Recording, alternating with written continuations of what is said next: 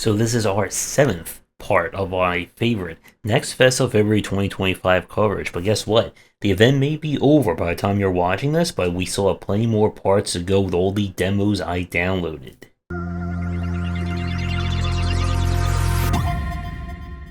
We are starting things off with Leftovers KO. This is a Punch-Out inspired game where you must quite literally get into a food fight. When your leftovers who are sick and tired of not being consumed come alive to beat you up, you're gonna have to, well, step into the ring of your home to deal with them.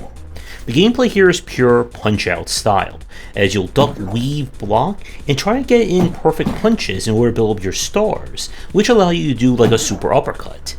Now, the gameplay here also has a bit of a stamina system, that taking damage reduces the overall stamina, and punches, dodges, and so on will also reduce it further. Get it too low and you're pretty much done. For me, I found this to be on the harder side. I am not a fan of the punch-out style of action games, and if you're like me, then this is not going to change your mind in any way, shape, or form. But I do love the aesthetic of this one, as well as just the general theme of what we're doing. So if you don't mind a little bit of an upset stomach from food and enjoy a good fight here and there, then definitely give this demo a try. We now go to Once Upon a Puppet. This is a kind of 3D, kind of an action adventure, more emphasis on like the adventure puzzle solving style platforming. You play a puppet and kind of marionette hand combo who are trying to save their kingdom from the king who has gone mad and is literally throwing everyone and everything out of his kingdom. In order to do this, the duo must explore the land, find the king's missing memories, and try and save the day before everything gets consumed by darkness. Our gameplay here is going to be more on kind of like adventure or action adventure style platforming. You'll use both the puppet and your marionette hand to perform various maneuvers. There is no combat from what I saw in the demo. Instead, you're going to have to dodge, jump, and do everything you can to avoid the various enemies. I really love the art style of this one, especially kind of like the old-timey posters and advertisements here and there. Now, the gameplay is a little bit rough in some spots. The onboarding was non-existent in the demo, and there's definitely some cases where it's a bit hard to see like where you're supposed to be going, as it's easy to miss like an open window or like a little door that you were supposed to run through. Now, overall difficulty, I would say this is going to be on the moderate side. If you've played any 3D platformer, you should be well suited to solving this one.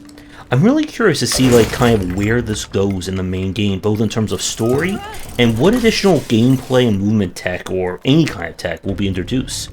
So this one is definitely going to be for the 3D platformer fans who are looking to, I guess, spin a yarn of an unusual tale.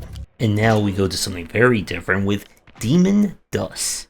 This is described as survival horror meets dungeon crawler. You are trapped in a strange world, and you must navigate it to figure out where all these strange monsters are coming from and try to escape it. The entire game is played or interacted with entirely through your mouse. Your keyboard will be used for general movement, but interacting and messing with your inventory is all done through your mouse and different clicking. So in order to reload your gun, bullets will just be thrown on screen. You must quickly click them in order to get them into your revolver. Same for consuming pills for healing. Now, combat is kind of a homage to Killer 7. Enemies are quite strange, and the only way to hurt them is to shoot the kind of static parts on them in order to finish them off. Now, there is a leveling system in this which we could not really figure out like what the different stats do. Like, what does more gun do when you only have 6 bullets in your revolver? The game is going to be designed around linear dungeon exploration, so no randomly generated maps or things like that. This one can be on the challenging side.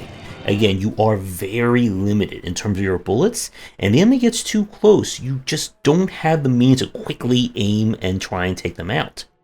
But I do like the kind of unusual gameplay and just the more like WTF-ness of what's going on. So this one is going to be for the dungeon crawling fans who are looking for something that is very, very different to check out. We now go to Nice Day for Fishing.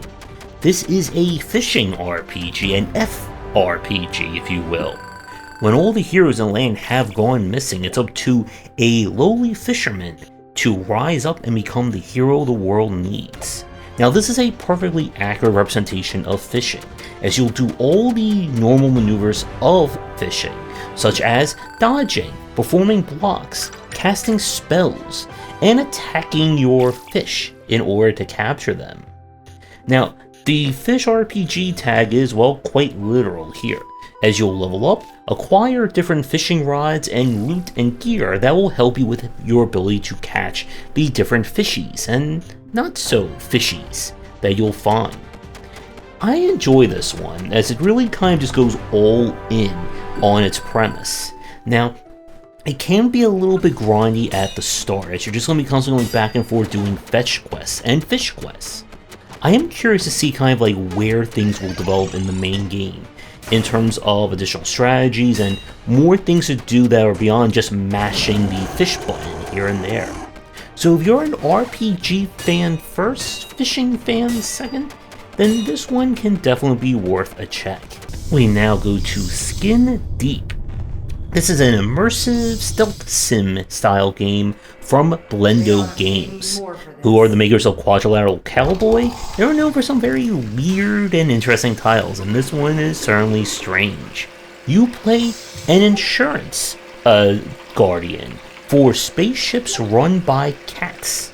When pirates are invading and they seem to have a beef with you, you must save the crew and figure out the strange mystery. Our gameplay here is a very interesting mix of stealth designs. You see, all the enemies have their heads insured, which means that they will never die. The only ways to beat them are to stun them, pop their head off, and then, well, flush it down the toilet, or drain, or just kick it into space where it can't revive. Your mission will also involve you trying to save the different cats that are on board. You'll pick up different gear as well, and it kind of leaves it up to you to figure out how aggressive or stealthy you want to take things.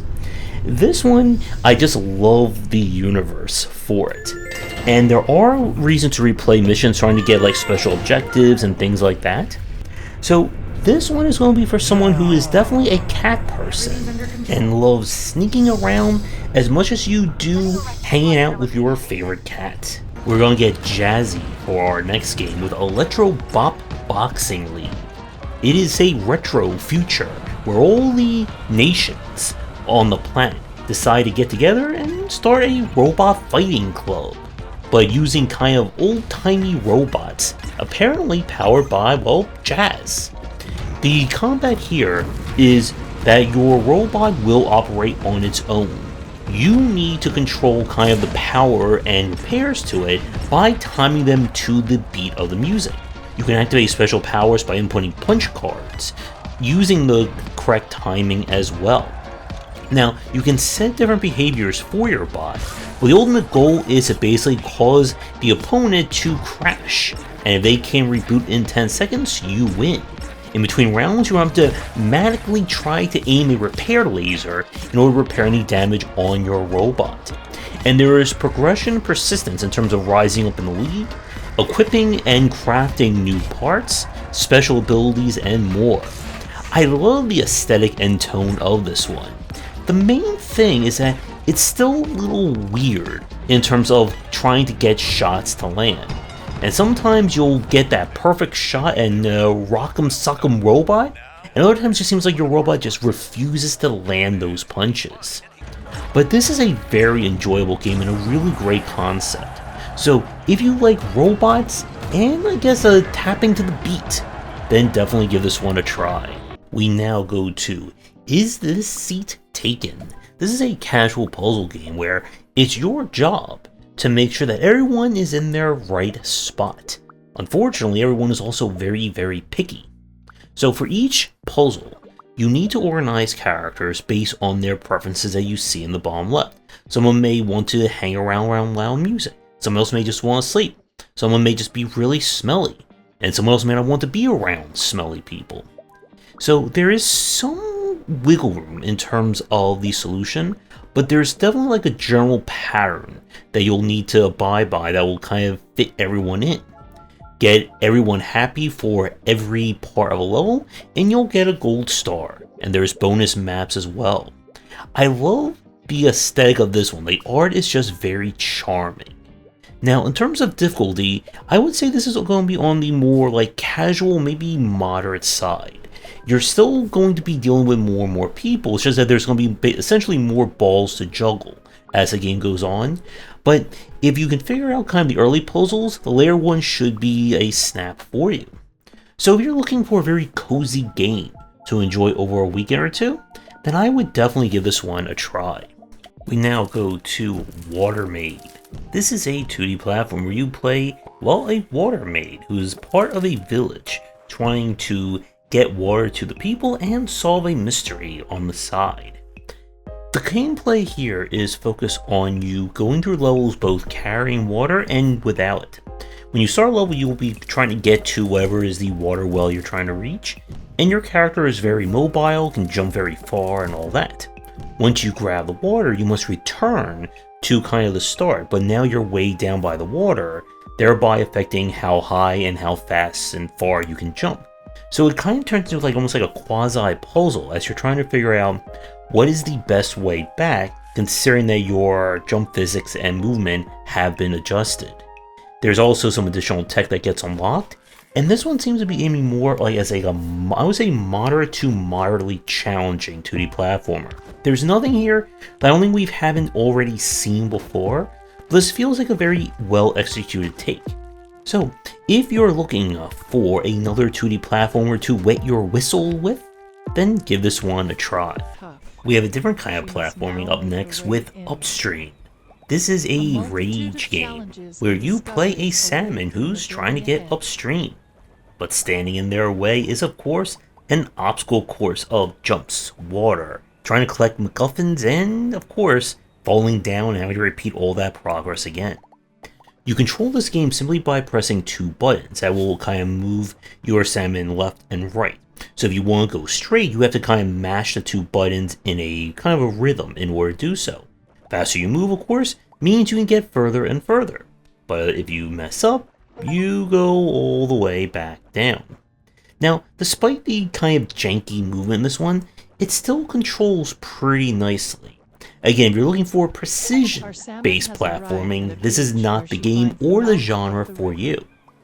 But this one looks like it's going to be another take on the kind of rage game that still feels, I think, good enough, and we've been seeing this kind of like more improved controls while still being very awkward in this genre lately. So I would give this a recommendation if you are a rage fan who's also enjoys a little fishing here and there. We now go to the Alpinist.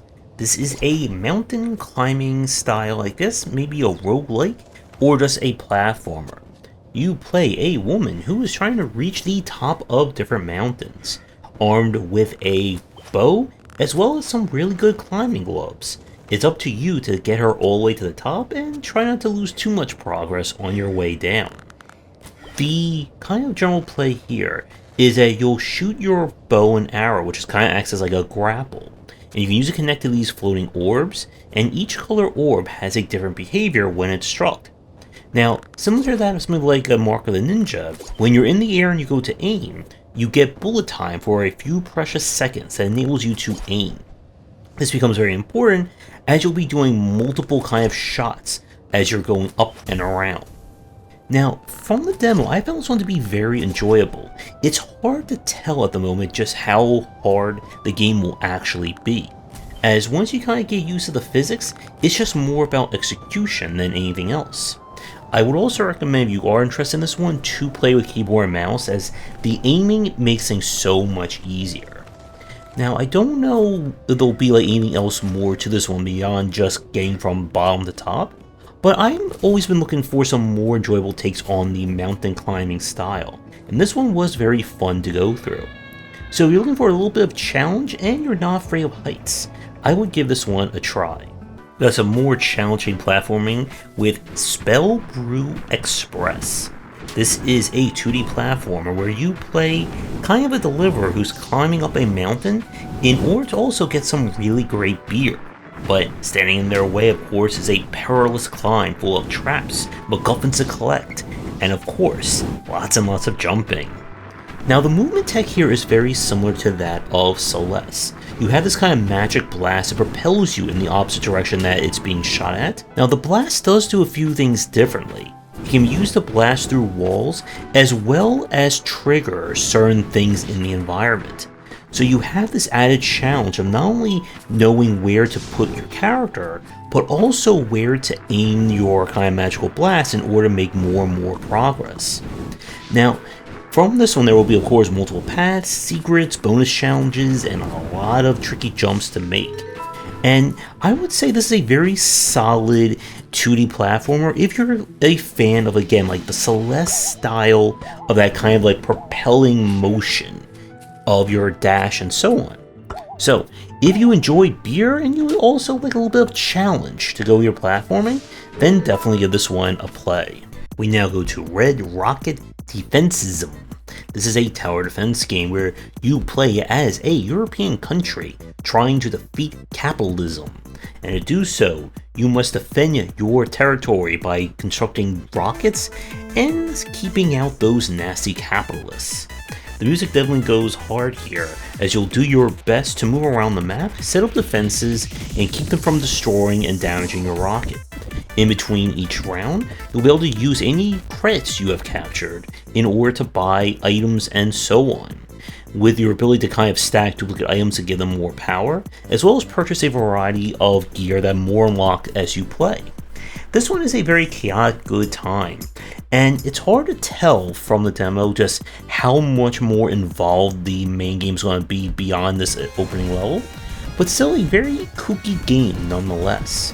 So, if you may want to escape to space to avoid capitalism at some point, then you should give this game a try. We now go to something a little kooky and weird with Creepy Redneck Dinosaur Mansion 3. In this one, it is described as a comedy survival horror Metroidvania Match 3 game, which certainly hits a lot of quadrants, doesn't it? But the simplest way to describe this game would be kind of taking the elements of puzzle quests and wrapping up in a whole lot of weirdness and humor. The structure here is that the game is played kind of like a choose-your-own-adventure style once you get past the opening, allowing you to go down different paths, learn different elements, and get upgrades and change your character's traits. This will in turn allow you to go down another route and change or go in a different direction, allowing you to make more progress. When you run into a situation, you must defeat it using the powers of Match 3. And just like in puzzle quests, your character will get access to different abilities that are procced by different kinds of gems on the board. Get enough gems, you can activate the ability while trying to deny your enemy and survive however you can. Now, we play this and it only gets stranger and stranger from here. And it's going to be very interesting to see just how far and twisted this tale goes. So, if you're a fan of Match 3, you like humor, and maybe you enjoy fighting undead dinosaurs here and there, then you should definitely give this one a try. And for the last game of today's showcase, this is Hypogea, and hopefully I didn't butcher that too badly. This is a 3D platformer where you play a robot who's exploring a mysterious underground facility armed with a staff. There's no combat in this one, instead your staff is your primary movement tech. By hitting the kind of staff button while you're running, you'll go into like a vaulting animation, and your jump trajectory will be based on when you press the jump button while it's kind of moving forward. When you're standing still and jump on your pole, it allows you to do kind of a super high vertical jump with not a lot of horizontal movement. You can also reach out with your staff to make those Hail Mary grabs as you try to jump and move your way around. The game is going for kind of a heavy emphasis on exploration, as you'll find optional MacGuffins and other things needed to make progress, all while trying to figure out what is the best route to and fro each area. The movement in this one is very nice, and despite the fact that it is very different from other ones that we've played, it should feel very natural to anyone who's played a solid 3D platformer. Now, it's hard to tell from the demo how much more, or if there'll be any more tech to go with this in the main game. The store page says this is meant to be a kind of short form platformer, and like some of the other short form games we've covered in the series, I don't know what that actually means in terms of length for the main game. But this is a very great take, and like I said, it controls very differently from what we normally see out of 3D platformers. So if you're a platforming fan looking for something a little bit different to vault around in, then definitely give this one a try. And with that, another showcase video comes to the end, but we are still nowhere near the finish line for this series. Let me know what you think about these games down in the comments. I'm gonna go rest my voice, and I'll see everyone in the next part. Thanks for watching, and a special thank you to our Patreon supporters. If you enjoyed the video, do the YouTubing stuff, be sure to visit our Discord and Patreon, and if you're interested in more in my thoughts on design, check out my game design books.